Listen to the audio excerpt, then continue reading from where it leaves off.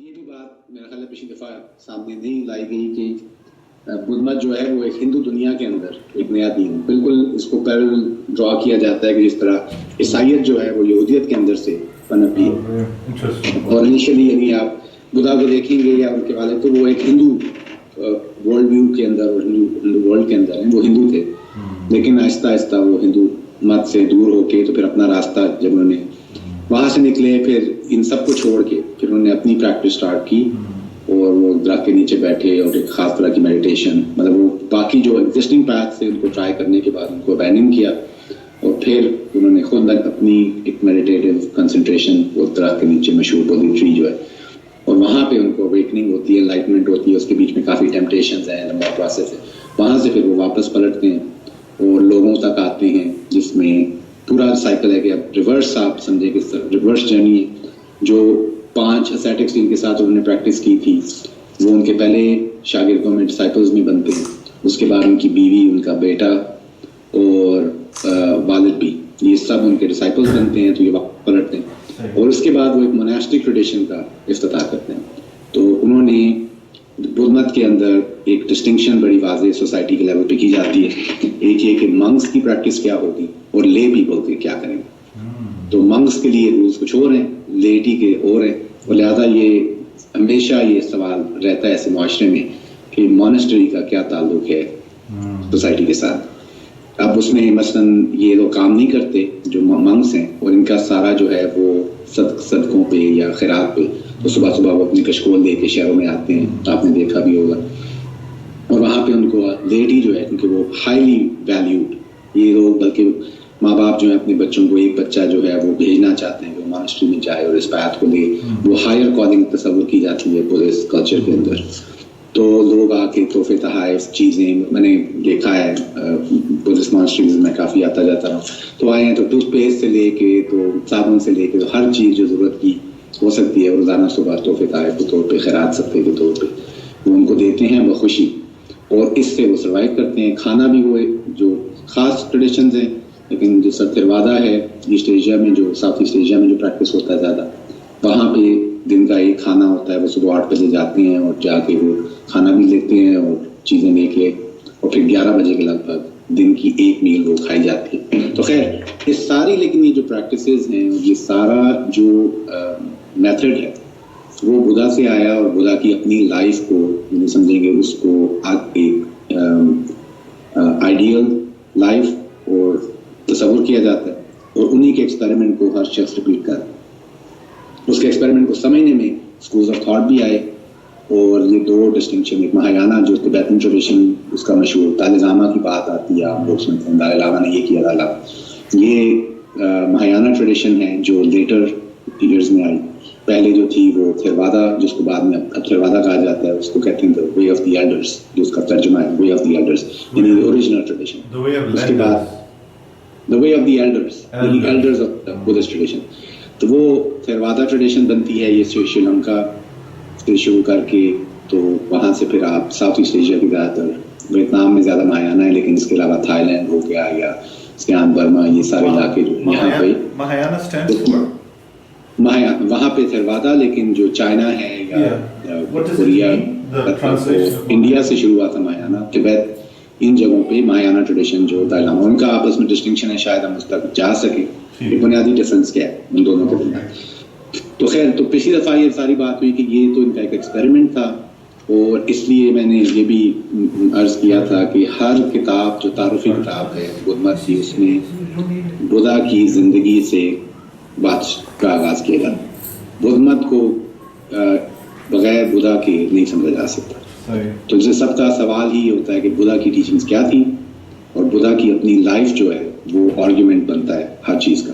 Buddhist art جو ہے اس کا ایک میجر فیس ہے کہ جتنے ایپیسوڈز ہیں، چھوٹے چھوٹے ایپیسوڈ جو بدھا کی زندگی سے ہیں، ان کو وہ کیپچر کرتا ہے، چاہے پینٹنگز کی صورت میں، میورلز کی صورت میں، اور پھر وہ جو اسٹیچو ہے، جو پاسچر وہ دکھایا جاتا ہے، جس پاسچر میں بدھا کا اسٹیچو آپ کو جگہ جگہ دکھائی دے، وہ پاسچر ہے جس کو الٹیمیٹ نروانک انلائٹنڈ اسٹیٹ کے طور پہ دیکھا جاتا ہے. تو خیر پھر وہاں سے ہم نے ٹرانزیشن کیا تھا، جب ان کی زندگی ڈسکس کرنے کے بعد پھر ہم نے ٹرانزیشن کیا کہ ان کی ٹیچنگز کیا تھی. تو جب واپس آتے ہیں، جس میں ایک ان کے right towards the end جب ان کی نروانہ کے انلائٹمنٹ ہو جاتی ہے تو وہاں پہ ان کے ذہن میں ایک آخری سوال ہوتا ہے کہ اب کیا مجھے کیا کرنا چاہیے, کیا مجھے واپس پلٹنا چاہیے یا میں اسی اسٹیٹ میں کنٹینیو کروں. تو وہاں پہ پھر اس کو دوبارہ دکھاتے ہیں, ان کو اٹیمپٹ کیا جاتا ہے کہ وہ واپس نہ آئیں. ایسے دکھاتے ہیں جیسے ڈیمونک ڈیولش فورسز ہیں جو روکنے کی کوشش کر رہی ہیں کہ خدا واپس نہ آئیں, لیکن اس سے بھی اوور کم کر کے وہ واپس پلٹتے ہیں اور پھر یہ سب لوگوں کو آہستہ آہستہ ٹیچنگز دینا شروع کرتے ہیں. اور پھر ان کا وہ کہتے ہیں turning off the wheel of dharma. Dharma جو ہے وہ دا بدھسٹ وے بھی ہے, دا وے تھنگز آر, دونوں کے دور میں دھرم دھما استعمال ہوتا ہے پالی میں, ڈفرنٹ لینگویجز میں مختلف پروننسیشنز ہیں اس کے. تو اس میں وہ کہتے ہیں turning off the wheel of dharma, یعنی جو پہلا سرمن وہ آ کے دیتے ہیں اس میں پھر ان کے لوگ, کچھ لوگ صرف ان کی باتیں سن کے انلائٹن ہو جاتے ہیں اور آہستہ آہستہ ان کے ڈسائپلز بڑھتے جاتے ہیں. اور پھر وہ ایک پورا مشن بھیجتے ہیں, 60 کے لگ بھگ ان کے ڈسائپلز ہوتے ہیں, ان کو وہ بھیجتے ہیں جگہ جگہ ان کی ٹیچنگس کو آگے پھیلایا جائے. تو وہ ٹیچنگس کیا ہیں؟ تو بدھا نے اپنی جرنی سے کچھ اس کو کہتے ہیں یہ نیا پیتھ انہوں نے ڈسکور کیا. اس پیتھ کی پھر ڈسٹنکشن ہندو مت سے کہاں آتی ہے, اس میں 2-3 چیزیں, خاص طور پہ ایک پوائنٹ بہت یہ اہم, بدھ مت اور ہندو مت کی ڈسٹنکشن جو اسلام کے ساتھ بھی جو سب سے کانٹروورشل سٹینس بدھا نے لیا ہے وہ بھی میں ذکر کر لوں گا. تو خیر وہ واپس آئے تو پھر انہوں نے جو سرمنز دیے اس میں پہلا سرمن بہت ہی اہم سمجھا جاتا ہے. اگر ہمارے کمرے میں ہوتے اکٹھے بیٹھے ہوتے تو اس کا ٹیکسٹ لے کے ہم پرنٹ کر کے تو ہمیں وہ پہلا سرمن پڑھنا چاہیے. تو بہت آسان ہے, the first sermon of Buddha, آپ اس کو ٹائپ کریں گوگل میں اور وہ سرمن آپ کو موقع ملے تو پڑھیں. اس میں بڑا ایک سمری فیشن میں بدھا کی ٹیچنگز ہیں, لیکن لیٹر ٹریڈیشن ایک ایک قدم پہ ایک ایک لفظ کو بالکل ایسے جیسے قرآن حدیث ہمارے لیے ایک ایک لفظ, ایک ایک پہلو, ایک ایک نقطہ سٹلٹی اس کو الیبریٹ کیا گیا. تو اس میں ان کے پھر یہ بالکل بدھزم 101 اگر کوئی کرے تو اس میں 2 چیزیں فوراً سامنے کی جاتی ہیں. جس طرح اسلام کریں تو کہتے ہیں ارکان اسلام ہیں, 5 پلرز آف اسلام. تو بدھ مت میں کہا جاتا ہے کہ یہ 4 نوبل ٹروتھس, اور 4 نوبل ٹروتھ جو ہیں وہ بیسک ٹیچنگ ہے بدھا کی. اس پہ ہم نے بات کی تھی بریفلی کہ پہلا نوبل ٹروتھ جو ہے وہ ٹروتھ آف دکھا, وہ یہ تھا کہ لائف ایز آرڈینریلی لیوڈ از ڈسسیٹسفیکٹری. دکھا جو ہے اس کو ترجمہ کرنے میں لوگ کہتے ہیں کہ سفرنگ بھی ناکافی ہے, یہ صرف سفرنگ کی بات نہیں, کہ there is a general characteristic of dissatisfaction about life in its birth, in its lived experience, in death, in old age. یہ ساری جو ہیں یہ تو ہائر سمٹمز ہیں کہ اگر یہ کہا جائے کہ بہت آبویس ہیں, یہ آبویس سمٹمز ہیں کہ برتھ بھی ہے, رونا پٹنا اور چیخ کھاڑ اور تکلیف سے آتی ہے, ڈیتھ جو ہے وہ بھی انسان کی سفرنگ ہے, اس کے بعد اولڈ ایج بھی سفرنگ ہے اور سکنس بھی سفرنگ ہے. تو یہ تو آبویس ہیں, لیکن اس کے بعد ناٹ سو آبویس کہ انسان کی کچھ, یعنی یہ آپ کہہ رہے ہیں کہ فزیکل پروسیسز آف لائف ہیں, انسان کی جو جسمانی زندگی ہے وہ ان چیزوں سے گزرتی ہے. وہ پیدائش سے لے کے پیدائش, موت, بیماری اور ضعیف عمری, ان سب میں تکلیف ہی تکلیف ہے. تو یہ تو واضح نظر آتا ہے. لیکن بدھا نے جب یہ ڈسسیٹسفیکٹرینیس آف لائف کی بات, ڈسسیٹسفیکٹرینیس آف لائف, یہ دکھا جو ہے, دکھ سفرنگ, اس کو اور لیولز پہ بھی بیان کیا. انہوں نے کہا کہ مثلاً سورو اور پین یہ بھی سفرنگ ہے. پھر اس کے بعد نے کہا کہ ایسی چیزیں جس کو انسان, جن سے تکلیف پہنچتی ہے, وہ انپلیزنٹ ہے, چاہے وہ بالکل چھوٹی چھوٹی چیزیں ہیں کہ کوئی بھی چیز, کوئی ایکسپیرینس کا انپلیزنٹ ہونا, چاہے وہ اسمیل بری لگتی ہے, چاہے وہ علاقہ برت ہے, گندگی ہے, یا جس چیز سے انسان کو کراہت ہے, جس چیز سے انسان ریپیل محسوس کرتا ہے, وہ بھی سفرنگ ہے. تو یہ بھی آبویس ہو گیا. اس کے بعد پھر ایک اور چیز کہتے ہیں کہ بہت ساری سفرنگ اور ڈسسیٹسفیکشن آتی ہے to not have what one wants اور وٹ ون نیڈس, تو اپنی نیڈس اور اپنے ڈیزائرس ان کو میٹ نہ کرنا. تو یہ ڈفرینٹ ایلیبریشنز ہیں کہ suffering is the texture of life, every thing is suffering. یہ بیسک کیریکٹرسٹک آف لائف ہے, basic fact about life is this, basic reality, basic truth of life is دکھا. تو یہ پہلا. اس کے بعد اس کو وہ پھر کہتے ہیں کہ یہ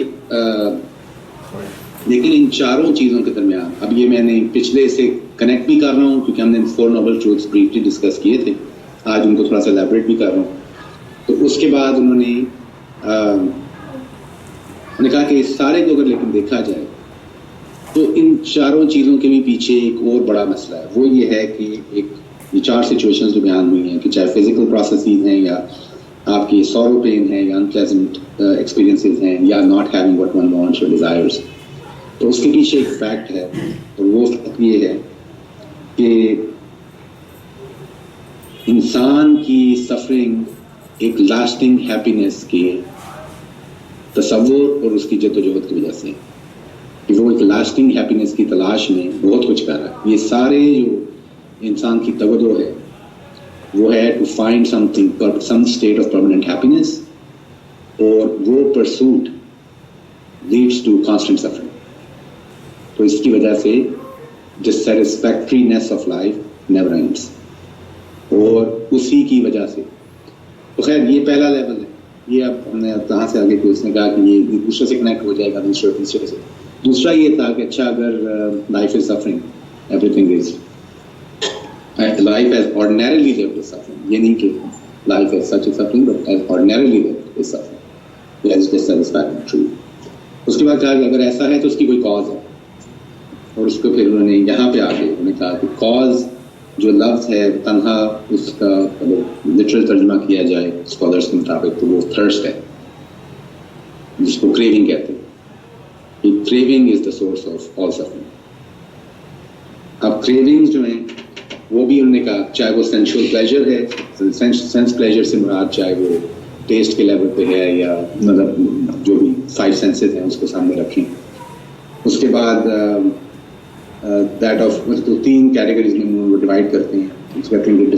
Dzire to defend and protect one has, چاہے وہ فزیکلی ہے، ایموشنلی ہے، انٹلیکچولی ہے، اسپرچولی جو بھی ہے، یہ need to protect and defend, یہ بھی کریونگ ہے. اور اس کے بعد تیسرا کہ this need for self denial, یہ بھی یعنی اس کو بیکمنگ اینڈ نان بیکمنگ کہتے ہیں کہ چاہے آپ کچھ بننا چاہ رہے ہیں یا کچھ نہیں ہونا چاہ رہے ہیں، دونوں صورتوں میں یہ کریونگ ہے جو چاہے وہ سینسز کے لیول پہ، سینشول پلیجر کے لیول پہ ہو یا بیکمنگ کے لیول پہ، یعنی انسان اپنے بینگ کو ایسا نہیں ویسا چاہتا ہے، وہ اپنے آپ کو بہتر دیکھنا چاہتا ہے، وہ چیزوں سے اٹیچڈ ہے، attachment to lot of things.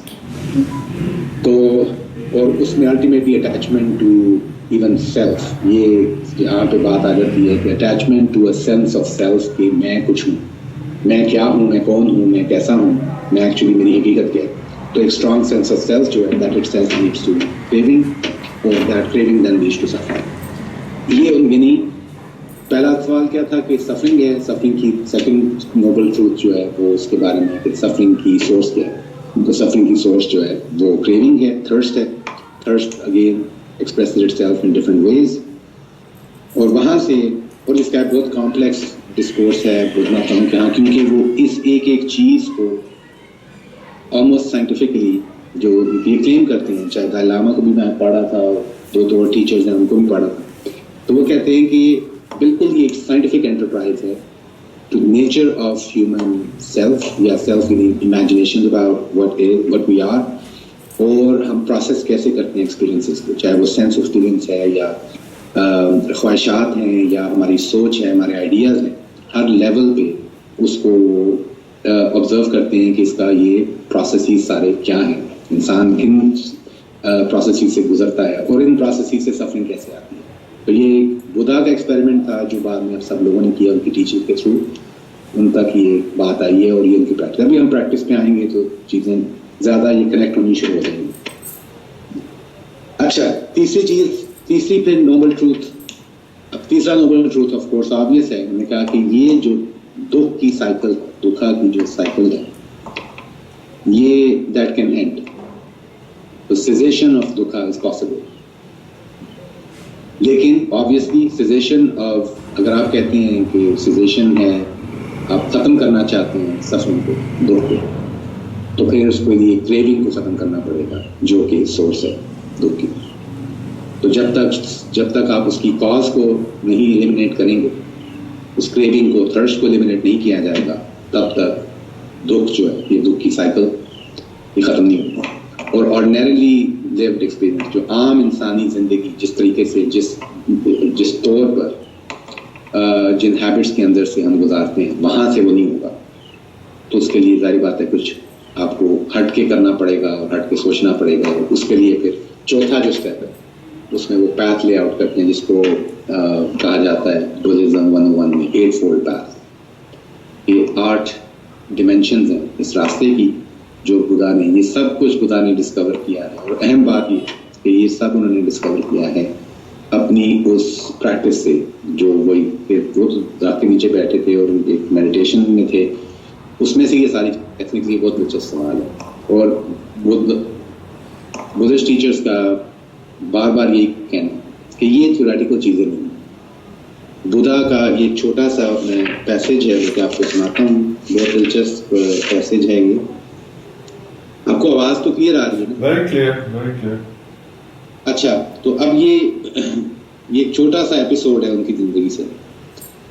تو انہوں نے کہا کہ اچھا ان کے پاس ایک شخص آیا اور اس نے آ کے ان سے سوال پوچھنے شروع کیے. مثلا اس نے سوال پوچھا کہ whether the world is eternal or created, if the world is finite or infinite, if the body and soul are the same or different. ٹھیک ہے, تو دنیا کی حقیقت کیا ہے, سول کی حقیقت کیا ہے, خدا آپ مجھے بتائیں ان چیزوں کی حقیقت کیا ہے. خدا نے جواب دیا, انہوں نے کہا کہ پہلے میں وہ سیدھے سیدھا بتاتا ہوں ان کا کوٹ ڈائریکٹلی کوٹ کرتا ہوں. It is as if, انہوں نے کہا یہ تمہارا جو سوال ہے یہ اس طرح کا سوال ہے. It is as if a man had been wounded by an arrow thickly smeared with poison, and his friends and companions, his relatives and kinfolks were to procure a physician or surgeon for him. ایک شخص کو تیر لگا ہے, وہ poisons ہے, وہ مرنے کے قریب ہے اور وہ ڈاکٹر کو لے کے آتے ہیں. تو then the sick man would then say, I will not have this arrow removed until I have learned whether the man who wounded me belonged to the warrior caste, the Kshatriya hai, or to the priestly caste, wo Brahman hai, or to the agriculture, wo Shudra hai, wo Vashaya hai, wo kaun hai. Or he would say, I will not have this arrow removed until I have learned the name of the man, the clan to which he belongs, whether he is tall or short, the town from which he comes, what kind of bow, bowstring, arrow shaft, arrow feathers and arrowhead he used. جب تک مجھے یہ معلومات نہیں دیں گے تب تک میں نے یہ ایرو نہیں نکلاؤں گا. The man will die without ever having learned all these things. یعنی بہت سمپل کہ تھیوری میں انٹرسٹڈ نہیں ہے یہ. It's not about theorizing about the world and theorizing about ourselves or your hope. It is about, it then comes down to a practice. یہ میں اگر موقع ملا میں پیسیجز آپ کو ان ٹیچر سے, کنٹمپریری بدھسٹ ٹیچر سے دکھاؤں گا. تو فلاسفی میں وہ انٹرسٹڈ نہیں ہے for the sake of philosophy, theology میں وہ انٹرسٹڈ نہیں ہے for the sake of theology. تو نوشن ہی کیونکہ گاڈ کا نوشن وہاں پہ ایبسنٹ, اٹس ناٹ پریزنٹ. تو سوال وہ یہ, ہاں یہ جو اس کے پیچھے وہ ایک آئیڈیا ہے کہ we are all as if we are all hit by poisons arrow جس کا نام ہے کریونگ, اور جس سے دکھ بات ہو رہا ہے. اور جو اس میں انٹرسٹڈ ہے, جو سمجھتا ہے کہ یہ پرابلم ہے, اس کو پھر سوچنا پڑے گا اس کا حل ہوگا. تو philosophical discourse wouldn't cut it, it just wouldn't do it. تو ایک طرف ایک سینس آف ارجنسی ہے کہ یہ جو زندگی ہے as we ordinarily live it is seriously problematic, لیکن اس کا اگر حل کرنا ہے تو یہ فلسافیکل ڈسکورس نہیں کرے گا. ہاں فلسافیکل باتیں ہو سکتی ہیں to the extent they are connected to overcoming suffering.